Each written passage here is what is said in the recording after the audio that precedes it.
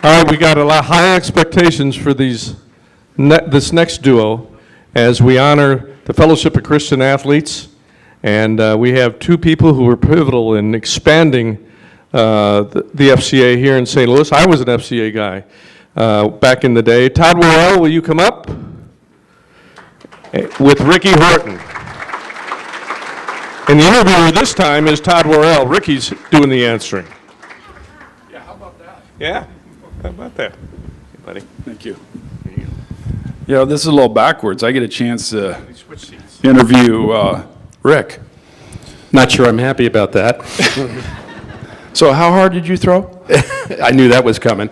About 10 miles an hour slower than you. Next question. Let me just say that one of the ways we got hooked into, well, I shouldn't say hooked into, but got into the Fellowship of Christian Athletes, Rick got done playing his career. I think he coached a little bit. He was looking for something to do, and we've been really good friends since being with the Cardinals and stuff like that, and I kind of pushed him and nudged him, said, considered, how about working for the Fellowship of Christian Athletes? And so he ended, I don't know if I was the one that pushed him all the way to get there, but he ended up taking the job, and then he drugged me into it too. So I think it was you and the Lord pushed me the most, and it was over 25 years ago, and just to be a part of FCA along with Todd and several men and women in the St. Louis area that just care about young athletes and coaches, it's just been a great ride. It has. I think between the two of us, 30-some years. I was always a volunteer. He was the worker, but we've had a good time together with the ministry. Rick, why don't you share a little bit about how FCA got started, and also a little bit about how the St. Louis chapter got started? I'd be happy to. So the Fellowship of Christian Athletes really began with a coach who had a vision. We love coaches in FCA to hear Coach talking about his state championships and the kids, and I get charged up thinking about a leadership like that for our young people. And one of these coaches several years ago, 60 years ago, in fact, was a coach who was shaving one day, and he had this epiphany because he realized he bought the razor that he was using because an athlete was doing a commercial for that razor. And he was a Christian coach. And he said, why would we not want to seek a way to use the influence of athletes to promote what it means to live a godly life and to follow Christ in your life and to be connected spiritually as an athlete, and that was his heartbeat. So he went to Branch Rickey, who has Cardinal background and certainly did a lot of great things in the game of baseball, including bringing Jackie Robinson to the big leagues. But he was the general manager of the Pirates at the time, and this coach, Don McClannon, drove across the country to meet with Branch Rickey more than 60 years ago and share this vision that he had to use the influence of athletes and coaches to change communities and change the world, change teams, change hearts. And Branch Rickey was the first one to buy into it.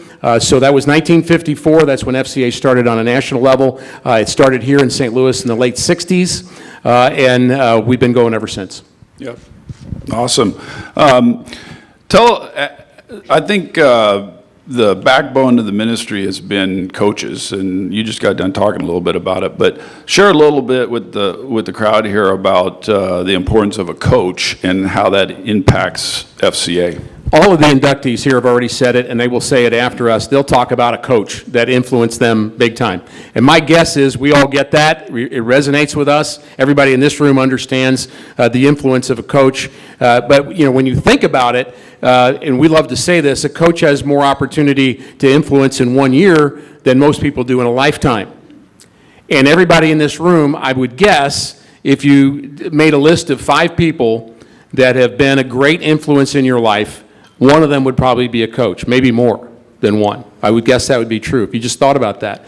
So our goal is to be behind the coach as they teach players to play in a godly way, to compete in a godly way, and we want to teach them to coach in a godly way. And that's tricky business. It's subjective in some ways, but it's a great journey for us to understand this great love we have for sports and for competition.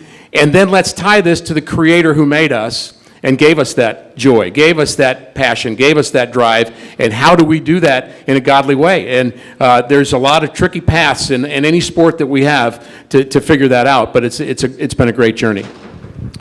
Hey, we've got 3 tables over here of volunteers. Raise your hands. All the FCA volunteers over here.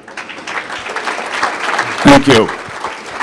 I want to bring them up because this ministry does not roll without that group of people. I can tell you that. And so, Rick, I'd like you to share a little bit about our volunteers and how it all comes together. So to cover the other 2 areas first, we have about 6 to 7,000 kids involved every year in St. Louis, each year, high school, college, middle school athletes and coaches, and that's been true for 50 years in St. Louis. So you can do the math, how many kids have been through our program, how many athletes have been touched in some way. And then we have staff that help promote these huddles that are in schools. There's over 150 of those. So the staff has a role, the student leaders have a role. We teach them how to lead their peers.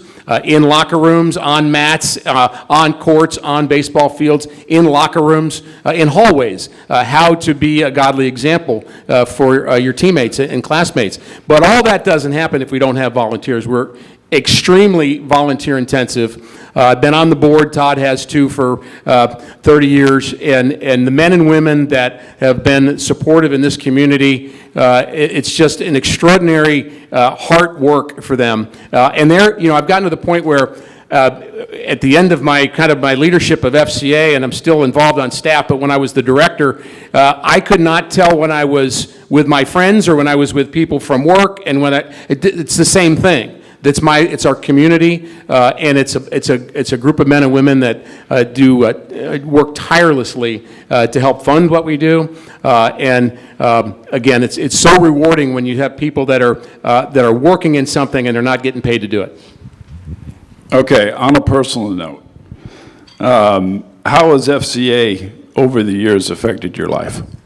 Well, it changed my life, Todd, essentially. As a player, I went to an FCA meeting when I was in college, and then I was around some FCA people in the minor leagues, around some teammates, and I was not really following the Bible, was not involved in church, and athletes and the influence of athletes and coaches changed my life personally, which infected my family. It affected everything about what I did and competed at a big league level, coached at a professional level, and now as a broadcaster, to understand that I have been given this responsibility to coach or play by the creator of the universe.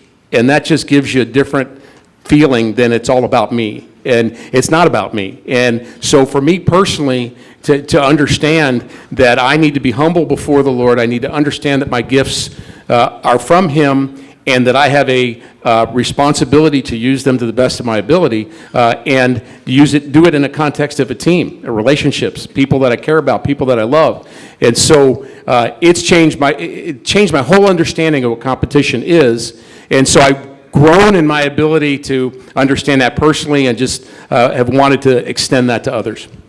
Well, I got to tell you, we'll close it out here, but I know Rick and I are both humbled that, and I think the people that have been involved with FCA for the St. Louis Sports Hall of Fame to honor FCA. And, it's awesome when you can see a legacy unfold in front of you. And, Rick and I someday are going to pass away, or, maybe not die, but we'll probably, I'm sure, step away somewhere. And it's something I don't know? Yeah.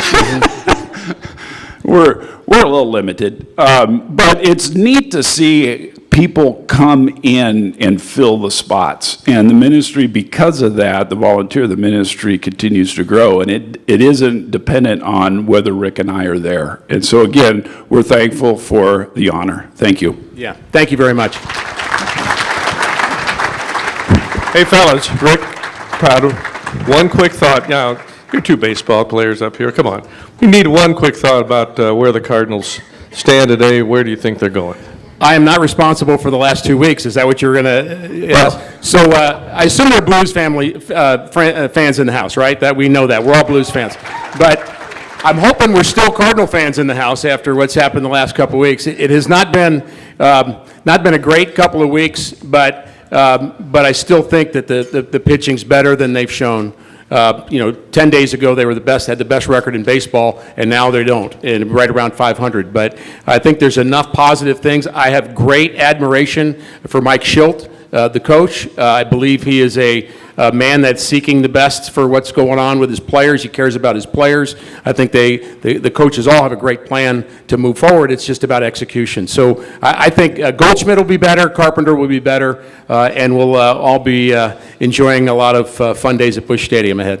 And Todd, you don't have to worry about it anymore. You don't have to come out of the bullpen or... Thank God. And we didn't bring up one other thing with you, so we won't tonight. Yeah. I know what that is. Thank you, Todd Worrell and Ricky Horton, and welcome to the Fellowship of Christian Athletes into the St. Louis Sports Hall of Fame.